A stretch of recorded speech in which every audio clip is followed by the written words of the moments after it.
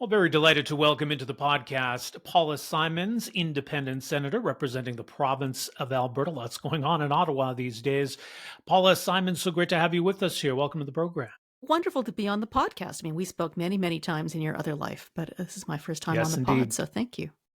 Always do appreciate these chats. I want to ask first. I mean, it's been a weird year, hasn't it? Where Parliament is dark for a while because it was prorogued, then we get an election, and now it's just been almost like pedal to the metal. A crazy few weeks here. Yeah, I mean, I can't complain because I got to stay home with my husband and my dog for months and months. But yes, we are making up for lost time now. It has been quite a frantic pace the last couple of weeks. Not just because senators get crabby when they're up late at night, but because the government has had legislation coming at a really ferocious pace and has sent a clear signal that it will brook no impatience with our taking our usual amount of time to study things. How much have things changed, right? I mean, we went through an election. It's still a liberal government, but a different prime minister, a different agenda. Is this a palpable sense of change? Absolutely. I mean, I think Canadians wanted a change of government. I think many Canadians wanted a conservative government, and I think they got a conservative government. They got a progressive conservative government. I mean, it is a bit whiplashy when, say for one example, as an Alberta senator, I spent a fair bit of political capital and took a fair bit of flack for advocating for carbon taxes. And now carbon taxes are out. And Right. so, I think it's been disorienting for a lot of independent senators. I think it's been disorienting for a lot of liberal backbenchers because, new boss, not the same as the old boss. But there is a real change in the energy in the city when you see, the people close to Carney in the restaurants and the hotel lobbies. They are full of energy and purpose and, sort of cool jock boys in the hallways of the high school kind of energy. One issue in particular I did want to touch on, and I guess this is where maybe things haven't changed. Now, this concerns what we refer to as supply management in this country, the system that governs one sort of small sector of the overall ag sector, at least dairy, poultry, eggs. Came forward previously as Bill C-282, I believe. Now it's Bill C-202. Now, this is basically, you don't see bills pass the House of Commons this easily, especially what's essentially a private member's bill. But this is a Bloc Québécois attempt to basically shield supply management from any future trade talks. And I guess this time they've succeeded. Yeah, so I mean, this is one example of how things have changed in Ottawa, because when the Bloc initially brought this bill forward as C-282, the Liberals were not keen, and the government sort of signaled that they were quite happy for the Senate to hold the bill up to have lots of study, lots of debate. Our Senate Foreign Affairs Committee, of which I'm not a member, but I fill in from time to time, did extraordinary work studying all the ins and outs of that legislation. And then, when you will remember towards the end of the Trudeau mandate, when his government was getting shaky, suddenly they wanted to deal with the Bloc Québécois. And suddenly the messaging changed and they were like, no, no, no, now we want you to pass the bill. And the Senate was still pretty dug in on not rushing through that legislation.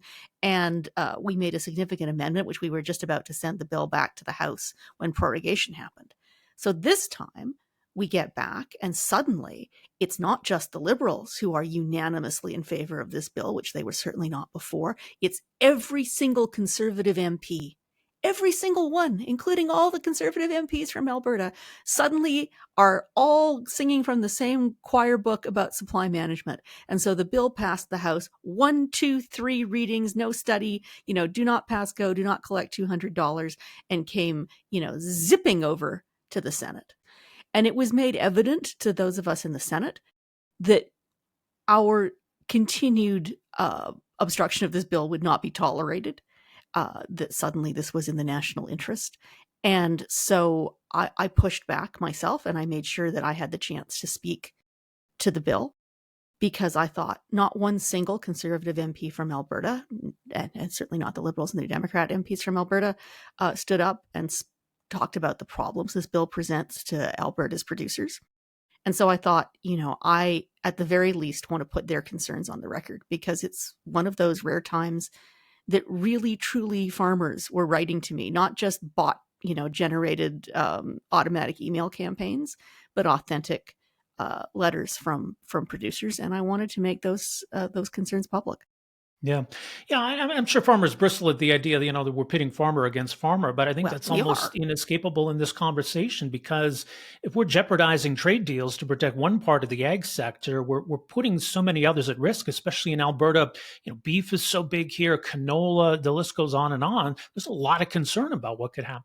Yeah, I heard from pulse producers, because 85% of the pulses that we grow here, I said that to my husband and he said, "What are pulses?" So for all you city folk, pulses are chickpeas, lentils, fava beans, green peas, yellow peas. And because Canadians don't eat as much of those things in our daily diet as probably our doctors would like us to, we are mostly shipping that abroad. So a lot of our export producers, and Alberta has a tremendous number of export producers, are really concerned. And I think the bill clearly does pit farmer against farmer, because the chicken producers, the egg producers, they and we have those in Alberta. Dairy producers support supply management. So I think that's one of the things that's mischievous about this bill. It pits sector against sector. It pits the West against Quebec in a way that is not healthy, especially at this juncture in our political history. And No. Yeah. I think the argument is Donald Trump is so unpredictable that, this is a provocation and also a means of protection. But I just hate to see us sort of falling for the siren call of protectionism at a time when the world needs more free trade and more champions of free trade. Well, that's where it feels like there's a disconnect from where we were before with the previous iteration of this bill and where we are now. The recognition that trade matters, that we need to protect free trade, that when we see the protectionist impulses of someone like Donald Trump, we realize how damaging that could be. And yet here we are kind of doing the same thing in our own. Well, it seems absurd to me from a twofold perspective. We need, making trade deals with the United States right now, that's madness making. But we need a good trade agreement with the United Kingdom, and we've been working at it. And one of the sticking points is the dairy quota, because Britain produces many fine gourmet cheeses, and lots of Canadians would like to buy those cheeses. They'd like to buy British clotted cream, and that's a barrier. So it remains to be seen whether this bill, as some have suggested, is largely symbolic and frankly isn't going to deter anything. But it sends the wrong signal at a time when we need to be strengthening international trade with the United Kingdom, with the EU, with the Asia Pacific. We should be not adopting postures that make us look protectionist at a time when the world needs full-throated champions of the free trade model. But I agree with my colleagues who supported this bill that trying to second guess Donald Trump and trying to imagine, how he will react to this. You might as well just throw your hands up in the air, because who knows how he reacts to anything, and it can change on any given It seems Sunday. risky, right? It's one thing to get into negotiations and say, yeah, we don't want to do this or we don't want to do that, but the whole point of this bill is to set the stage ahead of any trade talks, that right out of the gate, something that our trade partners have pointed to is completely off the table. And the idea that they're just going to say, well, okay, that seems naive. No, because Trump has said before that, he wants more American dairy into Canada. Now, let it be said, there has never been a time when I'm less enthused about eating American dairy and American poultry. They have a terrible outbreak of avian influenza. It's one of the reasons their egg prices were so crazy high a few months ago. And because of farming practices that we have banned in Canada, avian influenza has jumped the species barrier and is now affecting dairy herds all across the continental United States. It's been a disaster, and farm workers are also falling ill at the same time that the FDA is cutting back on its inspections and its standards, not just for signs of avian influenza, but also for things like Salmonella and E. coli. And so, do I want to drink American milk or eat American cheese, which mostly tastes like plastic anyway? I do not. Do I want to eat American chicken products? Absolutely. And you wouldn't either if you read the way the FDA has cut back on their salmonella testing of things like, the the sort of the semi-cooked things like chicken nuggets and chicken cordon bleu and things like that people think you can just eat, but you can't because they need to be cooked thoroughly.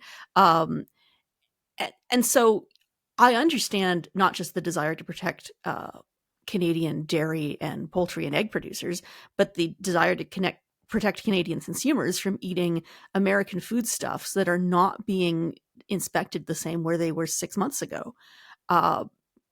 And yet, I think we're better off encouraging Canadians to buy Canadian groceries and buy Canadian products. We saw that in the immediate aftermath of Trump's 51st state nonsense. I'm seeing some Canadians are losing sort of, their enthusiasm for buying Canadian products.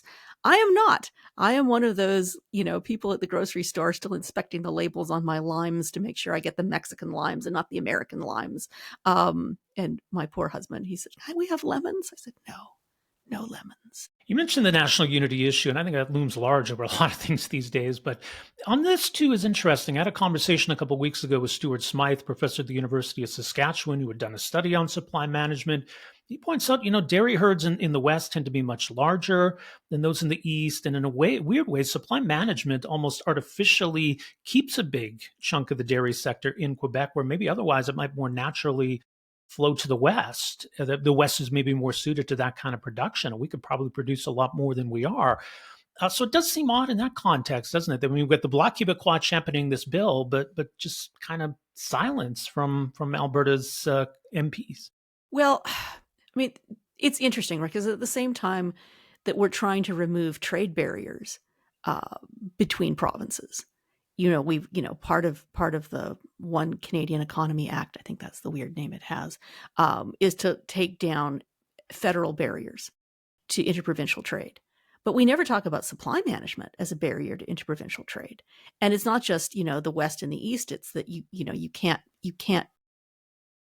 there's a reason that you buy local eggs from local producers because eggs don't travel well. There's a reason that you buy local milk because, again, but you can't buy Alberta eggs in British Columbia. You can't buy Alberta milk in Saskatchewan. It's a bit silly. But what concerned me more about the lack of debate around C202 is that I think it plays right into the hands of separatist troublemakers in Alberta. I want to be really clear. I don't think there is actually a strong separatist movement in Alberta. I think there are a lot of very loud outliers who are being facilitated by political decisions that are being taken for political rather than ideological reasons. And I think, though, that this does incredible damage to Alberta's economic future.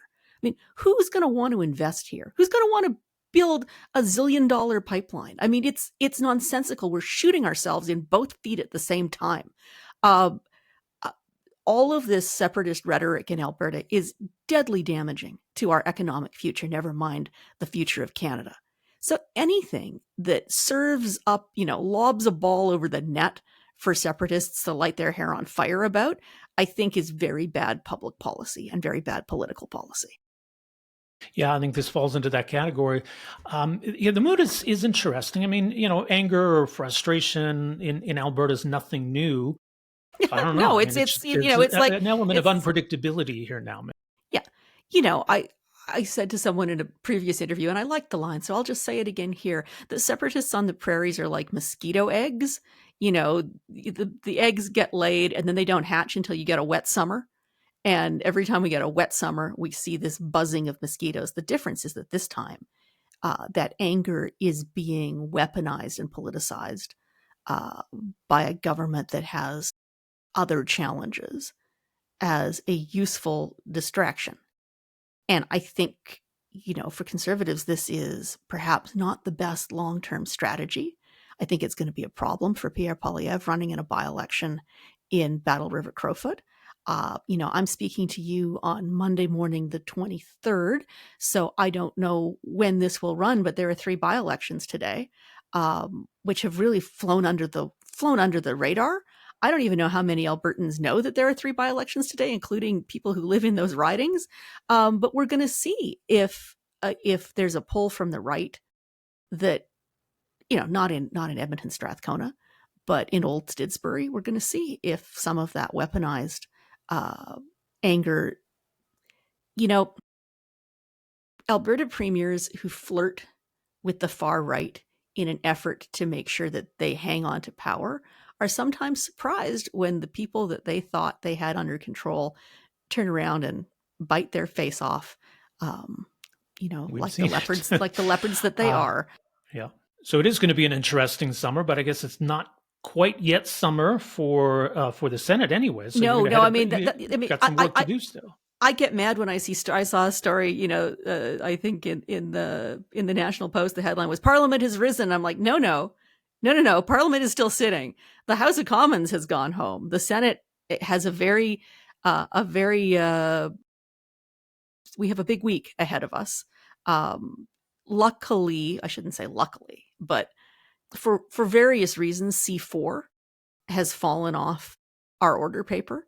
We were told that we would have to pass C4 before we could rise. That one, in case you're not keeping track of these things, is the weird bill that gave a tax cut to Canadians, a GST break for first-time home buyers of new homes, and then also had a coda which enshrined lower privacy standards for federal political parties across the country. And that caused some consternation, especially for people like me who are former journalists who care about privacy and records. So that bill will not get passed before we rise. But don't worry, you will still get your tax breaks. They're going to be done by a Ways and Means motion, and we will have to come back to tackle that bill in the fall. But we still have C5 ahead of us. Yeah, and it's a big one. C5 is this strange bill that has two halves. There's the first half, which is pretty uncontroversial, about removing any federal impediments to labor mobility and trade mobility. There aren't many federal impediments, let it be said, because most of these are provincial and, jurisdictional professional regulation problems.